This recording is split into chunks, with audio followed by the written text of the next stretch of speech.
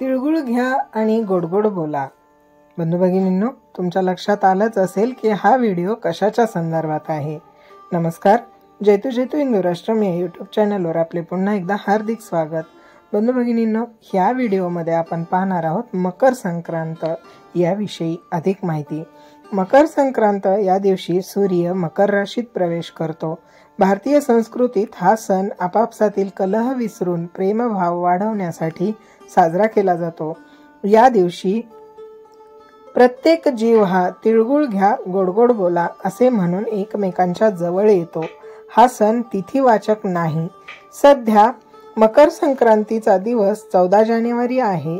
सूर्यभ्रमणामुळे पडणारे अंतर भरून काढण्यासाठी क्वचित प्रसंगी संक्रांत एक दिवसाने पुढे ढकलली जाते, म्हणजेच 15 जानेवारीला असते. हिंदू धर्मात संक्रांतीला देवता मानले जाते. संक्रांतीने शंकरासूर दैत्याचा वध केला अशी ही पौराणिक कथा आहे. संक्रांतीच्या दुसऱ्या दिवसाला किंक्रांत असे म्हणतात. किंक्रांतीच्या दिवसाला करीदिन असेही म्हटले जाते. या दिवशी देवीने किंकरासुराला ठार मारले अशी पौराणिक कथा आहे. मकर संक्रांत हा प्राकृतिक उत्सव आहे, म्हणजेच प्रकृतीशी ताळमेळ साधणारा असा हा उत्सव आहे. दक्षिण भारतात हे पर्व थाई पोंगल या नावाने ओळखले जाते. सिंधी लोक या पर्वाला तिरमोरी म्हणतात. महाराष्ट्रात तसेच हिंदी भाषिक मकर संक्रांत म्हणतात आणि गुजरातमध्ये हे पर्व उत्तरायण नावाने ओळखले जाते. मकर संक्रांतीचे महत्त्व प्राकृतिक दृष्ट्याही अनन्यसाधारण असेच आहे.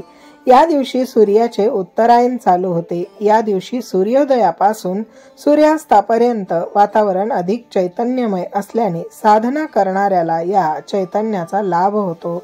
कर्क संक्रांतीपासून मकर संक्रांती पर्यंतच्या काळाला दक्षिणायन म्हणतात आणि या दक्षिणायनापेक्षा उत्तरायणात मरण येणे अधिक चांगले समजले जाते.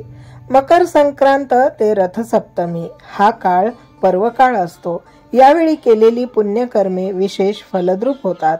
धर्मशास्त्रानुसार या दिवशी दान, जप, धार्मिक अनुष्ठान यांचे अत्यंत महत्त्व आहे.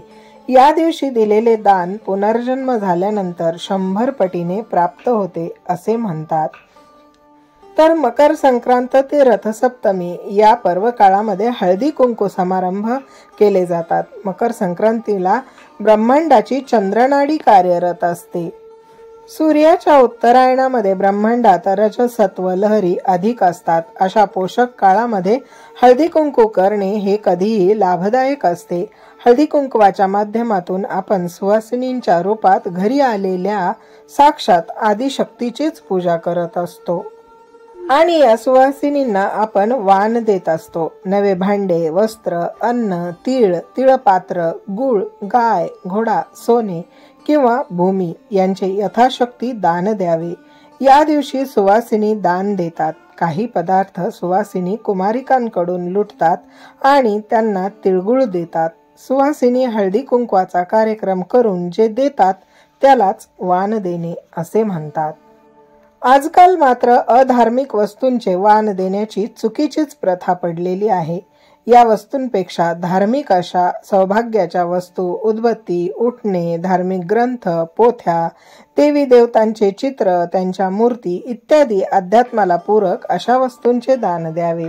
मकर संक्रांतीला सूर्योदयापासून सूर्यास्तापर्यंत पुण्यकाळ असतो. या काळात तीर्थस्नानाला विशेष महत्त्व आहे. गंगा, यमुना, गोदावरी, कृष्णा आणि कावेरी या नद्यांच्या काठी असलेल्या क्षेत्रावर स्नान करणाऱ्यास महापुण्य लाभते असे म्हणतात. या पर्व काळामध्ये तिळगुळाचे सेवन केल्याने अंतर्शुद्धी होऊन साधना चांगली होते. इतरांना तिळगुळ देण्यापूर्वी ते तिळगुळ देवासमोर ठेवल्याने त्यातील शक्ती आणि चैतन्य टिकून राहते. समोरच्याला दिल्यावर त्याच्यातील प्रेमभाव आणि सकारात्मकता वाढत असते. मकर संक्रांतीच्या सणाला सुगड लागतात. सुगड म्हणजे छोटे छोटे मातीचे मडके. सुगडांना हळदी कुंकवाची बोटे लावून दोरा गुंडाळतात. सुगडांमध्ये गाजर, बोरे, उसाच्या कांड्या, शेंगा, कापूस, हरभरे, तिळगुळ, हळदी कुंकू इत्यादी भरतात. रांगोळी घालून पाट मांडून त्यावर 5 सुगड ठेवतात. त्यांचे पूजन करतात. 3 सुगड सवाशिनींना दान देतात. वाण म्हणून ते दान दिले जाते. एक सुगड तुळशीला ठेवतात आणि एक स्वतःकरिता स्वतःच्या सोबत ठेवतात.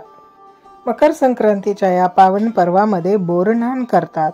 मूल जन्माला आल्यानंतर प्रथम येणाऱ्या मकर संक्रांतीच्या दिवशी आप्तेष्टांच्या मुलांना बोलावून हा समारंभ केला जातो.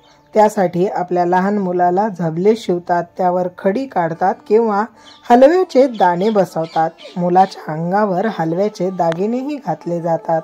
पहिल्यांदा त्यांना औक्षण करून मुलाच्या मस्तकावर बोरे, उसाचे कर्वे, भुईमुगाच्या शेंगा, चुरमुरे हे सर्व पदार्थ एकत्र करून ओततात. यालाच बोरनान असे म्हणतात. मुले खाली पडलेले हे पदार्थ वेचून खातात आणि मग सुवासिनींना हळदी कुंकू देतात.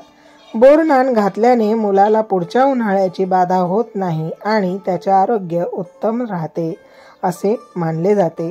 हा बोरनान घालण्याचा संस्कार मुख्यतः महाराष्ट्रात जास्त केला जातो. आता आपण पाहूया एक सर्वात महत्त्वाची अशी बाब. मकर संक्रांतीच्या दिवशी लहान बालके आणि सुवासिनी काळी वस्त्रे परिधान करतात. परंतु हिंदू धर्मात काळा रंग अशुभ मानला जातो. तसेच अध्यात्मशास्त्रानुसार काळा रंग वातावरणातील तमोगुणी स्पंदने आकृष्ट करतात. त्यामुळे या रंगाची वस्त्रे परिधान केल्यास तमोगुणी स्पंदने आकृष्ट झाल्याने ते वस्त्र परिधान करणाऱ्या त्या व्यक्तीला त्याचा त्रास होऊ शकतो. मकर संक्रांतीच्या दिवशी काळी वस्त्रे परिधान करावीत किंवा परिधान केली तरीही चालतील अशा या सूत्राला कोणत्याही धर्मग्रंथाचा आधार नाही आणि त्यामुळेच या दिवशी काळी वस्त्रे परिधान करू नयेत. बंधू भगिनींनो, माहिती कशी वाटली कमेंटमध्ये अवश्य कळवा. तसेच आपल्या जैतू जैतू हिंदू राष्ट्रम या यूट्यूब चॅनलवर नवीन असाल तर चॅनलला सबस्क्राईब अवश्य करा. बेल बटनही प्रेस करा, त्यामुळे येणाऱ्या व्हिडिओचे नोटिफिकेशन्स तुम्हाला सर्वात अगोदर मिळतील. चला तर पुन्हा भेटूया पुढील व्हिडिओमध्ये. तिळगुळ घ्या, गोड गोड बोला.